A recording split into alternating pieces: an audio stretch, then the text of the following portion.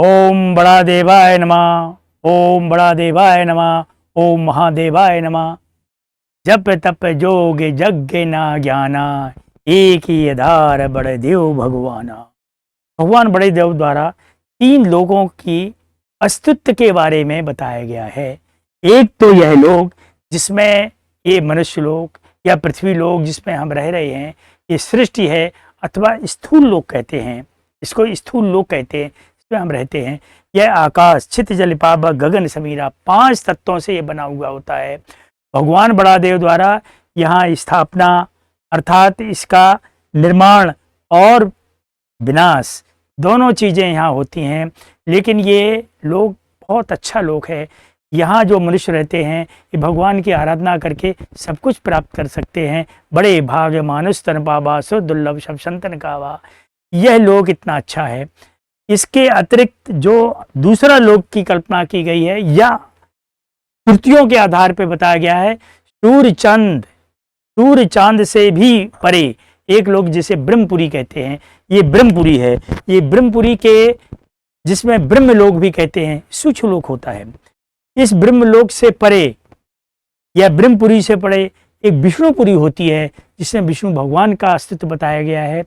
और वहीं पास में एक शंकरपुरी या बूढ़ा देवपुरी कहते हैं, बूढ़ा देव का निवास वहाँ बताया गया है। ये इस तरह से लोकों का निवास बताया गया है। लेकिन देवताओं का सूक्ष्म निवास जो है एक असीमित रूप से फैले हुए एक अति सूक्ष्म लोक में, जिसमें देवताओं से परे एक लोक होता है जो बड़े देव बाबा भगवान ने जिसको निर्मित किया है। सभी निर्मित किए हैं लेकिन अस्तित्व यहाँ रहता है उनका।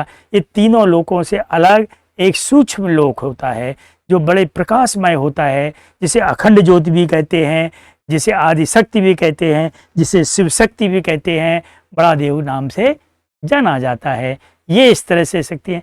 ये 5 तत्व छित जल पावक गगन समीरा, ये 5 तत्वों से परे है।